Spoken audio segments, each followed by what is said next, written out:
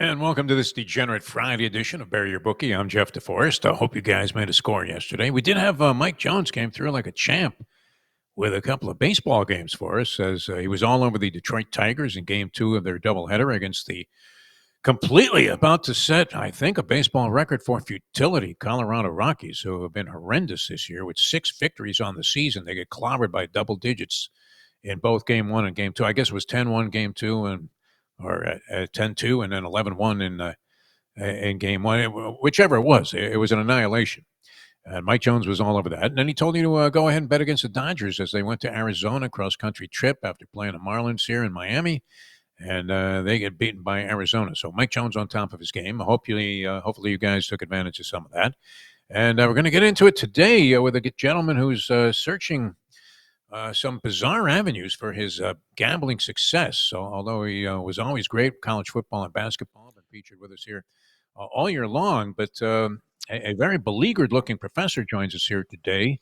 uh, Being out on the equivalent of an all-night bender following his beloved Magpies. It wasn't a bender. I just got up at 5 o'clock in the morning to watch the game. I was tempted to have a Foster's or two while I watched it. But I did not. I abstained from that. But I was up at pre-dawn hours to catch the Magpies. The Aussie rules football life is not an easy one. You haven't been just riding the back of the Magpies, what, for the last 2 or 3 seasons? I mean, yeah, overall that's true. Less last year, they did flag a little bit last year, but yeah, pretty much since we discovered Aussie rules, they've been our money, but their piggy bank. You're not still betting Korean baseball, are you? No, that one I gave up when ESPN stopped broadcasting it. Okay, and you do have a theory. You're not inclined to be one of those guys that just lays out the money and then doesn't watch the game, but looks at the result and goes, "Oh, I won!" Kind of like the people in the Hard Rock commercial. I don't understand people who can do that. That has always confused me. I know some folks who are like that, but I don't understand people. It's like you last week. You gave me the superfecta on the race. I don't think you were just like, I'm going to fire it in on the Derby and not watch it. It's a little different, though. It's in the early evening, and it's a 2-minute ordeal if you just watch the race itself. But okay, that's valid. It's not. I'm with you, though. I don't like. I mean, the whole point of making a wager is to enhance your excitement in viewing what's going on. Right? Yeah. Why would you want to bet on a game and then not see it? You see this in all of the ads where they have all these celebrities and superstar athletes, and they're like, "Oh yeah, the Hard Rock one. Look at that! I won." Yeah, the Hard Rock one's great because it's all like young dudes at a club. It's exactly everybody's like 25 or less, and they're like hanging out at a nightclub with beautiful women, betting 16 parlays. Well, that's how they ended up owning the universe. All right, we're looking at a couple of basketball lines with great curiosity, including tonight's game between Cleveland and Indiana. And you're telling me that line, which this morning I saw it like 2 and a hook, is up to 4 already. That's what I'm saying. Yeah. I mean, everybody in the world, I guess, figuring Cleveland is going to ping pong this series, which is, it's possible. Although with the injury situation, I don't know how likely I think it is, but it does look to me like I don't think it's entirely the injuries. I think the injuries are playing a role in this. Certainly when you look at the 2 offensive rebounds that really keyed the loss there the other night, you'd assume Mobley probably would have played a role in that, although, who the hell knows in one play. But I think it's that the Cavs just can't get control of the pace of these games. Indiana is really dictating their will in terms of the style of game that's going to get played, and it's significantly to their advantage when they get other teams playing fast because they're used to doing it, and almost nobody else in the league is. They've got that Loyola Marymount factor from years ago when they get teams playing that particular style. They wear them out, and we've seen that with collapses by Cleveland in the fourth quarter. So yeah, I would lean a little bit towards Indiana here, although by no means a guarantee. The same thing with Boston and the Knicks. I don't know where that game opened up, but it's sitting at 5 and a hook now tomorrow. That's kind of a crazy big number. You are in essence saying this: the two Knicks wins are pure luck. I don't know that when they do it in back-to-back occasions, I don't know. I agree with that. I will say, on the other hand, if you are looking to lay that 5.5 with Oklahoma City, probably looks pretty good tonight. Coming off that game 2 performance, Oklahoma City really does look like a buzzsaw. I, yeah, it took a near superhuman performance from Jokic in game 1 to beat them. Not that Jokic is incapable of doing that again, although now that he's very clearly coaching and playing, at the same time, it's got to wear him down a little bit mentally. Always amazed me where people are talking about scouts and they do all this research. That teams in pro sports and team executives don't just go with what they see, which was the case with Anthony Richardson, one of your favorite guys coming out of the draft out of Florida. Indianapolis Colts all of a sudden assume that somehow he's going to go from being among the most inaccurate passers that you've ever seen on the college level to being an accurate thrower in the pros, which hasn't transpired. So that's looking like a wasted pick. But if you just watched him play, you would have said to yourself that this guy is certainly suspect and maybe more worthy of a third round selection than going in the top 5. And with Better's the same thing. I mean, we're watching Indiana beat Cleveland 2 times on the road in Cleveland's building, and yet all of a sudden the Cleveland Cavaliers are favored going to Indiana, which because of the fact that I guess that they're accustomed to the idea of living in a city where there's nothing to do, maybe that will be an aid to them. But I can't see them being 4-point dogs at home by the Indiana Pacers the way I it's gone so mean, in game 2, beat them on the road in Cleveland in a game where Mitchell just absolutely went off. What he it was finished like amazing. 45, Yeah, 48, something like that. Yeah, I mean, he can't do anything more than he did in that particular game, and it still wasn't enough. So again, the injuries are certainly playing a role in that series. Uh, if that's going to continue, we'll see. So yeah, I mean, I'm inclined to keep taking the points. That may be a mistake, but right at the moment, that's certainly the way I would lean. certainly seems more tempting than laying them with the Cleveland Cavaliers, who are in jeopardy. We don't know the status of the Mobley and Garland injuries, but assuming that at best maybe one of them plays, they're compromised again, and you can't imagine Mitchell having a duplicate of that performance that he had, where he had the 48 points. It looked like they were going to have to carry him off the court in a stretcher Right? towards the end of the game. So we'll see what happens there. All right, and the pies are already in the oven. I mean, the Magpies have come through for you Yeah, this they morning. are. Are you looking at any other? I think you had a little taste on one of the upcoming Australian Yeah, races. you got Adelaide and Port Adelaide. In recent years, I would have said, this is a matchup we're looking to take the Port Adelaide side over and over again, but they're sort of restocking this year, getting younger, and they are way down the table. Whereas Adelaide's having one of their best seasons in years. It is a 14.5 point game, but in a rivalry where Adelaide has gotten the worst of it for a few years in a row, looking for a little bit of payback this time around, I would be inclined to take Adelaide and lay the 14.5 in that particular matchup. Again, All Port right. Adelaide struggling through it this year. All right, another brilliant performance earlier this morning on the Defo show. You can catch that on South Florida Live and on Bleacher Brothers with a big board, which has now become a feature of our Friday offering of Bury Your Bookie. And I believe a lot of these storylines probably will have implications towards betting games during the season upcoming. So let's take a look at it. The professor's big board for this week. Okay, let's try it here.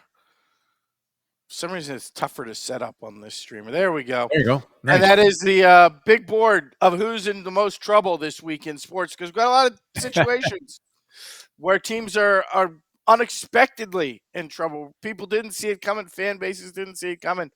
But big trouble in Little China in some places. And we'll be looking at those, which starts with number 5. The Boston Celtics are one game away from Jason Tatum faking another injury to make excuses about a playoff failure. Uh, much like we saw in the Boston Garden for Game 7, where all the Boston fans were geeked out for a historic comeback and get down early, and Jason Tatum just randomly grabs his ankle after minimal contact. We could be seeing that replaying itself this very weekend in Madison Square Garden. It won't be Willis Reed like where he comes off the bench. Be the exact opposite where he has to go to the hospital after very light contact with I don't know, OG Anunoby or somebody like that.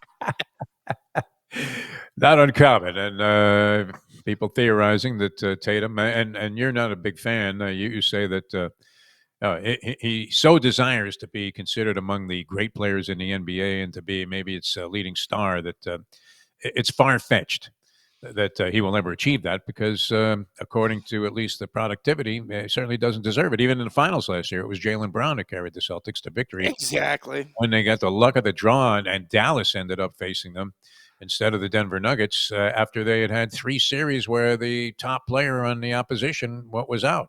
It's funny. I said it on draft night, and I still to this day think it. The player he reminded me the most coming out when he was Duke was Alex English, the Denver Nuggets great, who was a great player. Yes. Tons of All-Star games, but was never that guy. He was just never in that, Magic Bird, Dr. J class of player. And I still feel the same way about Jason Tatum. He's a nice player. He's an All-Star. He's probably on his way to like a Hall of Fame kind of career, but he's never that top 3, top 5 MVP guy. He's just a slight cut below that, and unfortunately has this weird personality where he wants to be put in that stratosphere when you're not that guy. Sorry, and you're seeing it again. Saw it again the other night where they give him the ball in the last situation. He seems like he's seeking out the best Knicks defenders to shoot over, and miss very badly. That's number 5, Jason Tatum, soon to be faking another injury as part of a way of kind of rationalizing away the Celtics' possible loss to the Knicks. Number 4. Number 4, drama queens don't work out very well in Dallas. This is George Pickens, who of course was traded from the Pittsburgh Steelers to the Dallas Cowboys. Who we were saying earlier, like this is a guy who's had a problem being a head case dating all the way back to high school when he was a 5-star wide receiver who had a bunch of schools pull offers on him at the end because they just decided they didn't want anything to do with him. It's how he ended up at the University of Georgia. Now getting traded away from the Pittsburgh Steelers, you can't find more of a player's coach than Mike Tomlin, and the Steelers are definitely, desperate for offense. So what do? They ship him off to the Cowboys, where the diva wide receiver for the Cowboys. It's worked out well in the past. I mean, Terrell Owens had a very successful 6 or 8 weeks as a Dallas Cowboy after the Philadelphia Eagles got rid of him. So, yeah, don't see that. I think you've gone frying pan to fire, Mr. Pickens. Cowboys already have like 12 overpaid contracts. You're looking for a big deal. Don't think this one's going to work out for you. If you don't get your head right, think this is going to be your stop on the way to the Arena League and doing a reverse Kurt Warner. All right, that's number 4, George Pickens, and it's true. I mean, as we said this morning, they may as well just sign Keyshawn Johnson to round up their receiving core, the way that they have these so-called divas that they're hoping work out. Number 3. Number 3. As if poor Kevin Willard didn't have enough pressure taking Villanova basketball over already. If it wasn't bad enough that you got Jay Wright going to be in the studio for the next 40 years criticizing the job you're doing, it wasn't bad enough that the Knicks are like 75% Villanova players who people didn't want and have now done this magical transformation. It wasn't bad enough that they play that AT&T commercial with all the NBA Villanova players sitting around crying because White Dante got traded away. Now you got the Pope on your back.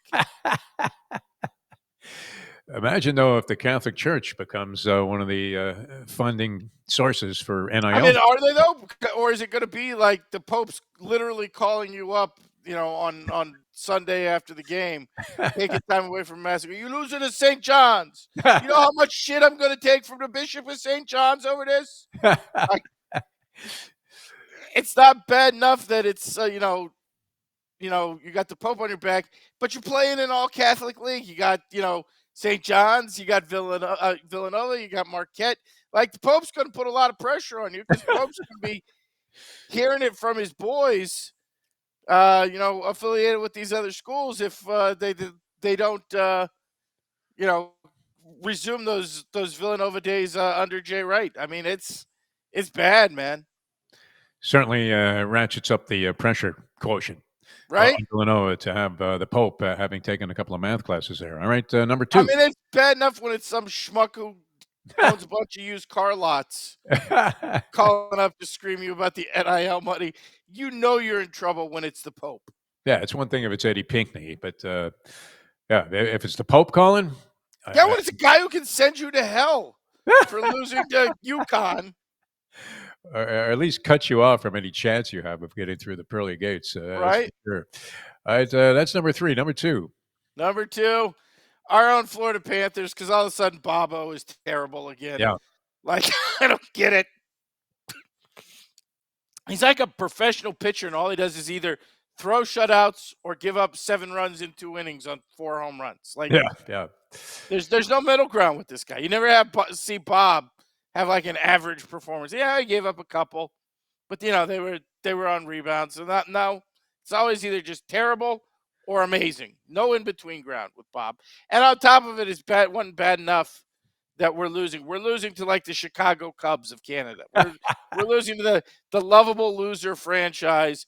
But like every Canadian kind of loves them because they're the Leafs. They're always going to screw it up in the end. But kind of seems like the Florida Panthers could be on their way out after those first couple games. It does appear that he's operating with double vision right now, so we'll see what happens. A sort of must-win situation coming up tonight as the Panthers try to turn that series back around. So far, losing the first 2 on the road, not necessarily a catastrophe, but losing one of the next 2, you would have to think would be prohibitive for their chances of beating the Leafs and moving on to the third round. All right, that's number 2. Number 1, the top Number trouble one, story this week. the people who are in the most trouble, those of us who've been cashing big money line underdog winners in the NBA this week because he's back. Big picture of Scott Foster there, who was Adam Silver got a call probably from the ABC, ESPN people. Like, really? No, we can't have goddamn Oklahoma City playing Indiana in the NBA Finals. So what they do? They broke off I honestly picture Scott Foster being like one of those glass cases, a break-in case of fire. Adam Silver just breaks him out of the case and sends him to Oklahoma City to make sure we don't have all the underdogs win. So of course, he goes out there at Oklahoma City, scores 149 points in game 2. I imagine we're going to be seeing a lot of Scott Foster over the next few days. Probably going to show up in Madison Square Garden twice. Yeah. More corrupt than the WWE referees who hand. At least we know they're supposed to go along with the storylines. Right? It really is. I mean, we were talking about it earlier, and it's like when they bring in Fu from Cambodia to the blackjack table, escorted over by the pit boss. Oh, yeah. Everybody's having a good time. You don't even notice that they've made a change. You're all winning money and celebrating, and a couple of more drinks, yeah, for everybody. You're tipping $25 a shot every time the girl comes around with a watered down vodka and tonic. And then all of a sudden, it's like, oh, PHU. That's interesting. Yeah. How long you been in the States? And Here they comes just the ship her in dragon on lady. a private jet from Laos. You can't win at that point. I feel like that's how the Denver Nuggets felt the other night when Scott Foster walked on the court. I compare it as much blackjack to wrestling when you've got that guy. But wait a second, in the last match, didn't he hand King Kong Bundy a pair of brass knuckles? Yeah. To whack Hulk Hogan with. It's trouble for everybody's been cashing money line on the road teams, and finally Foster shows up and bingo, 40-point victory for the home club. There you go.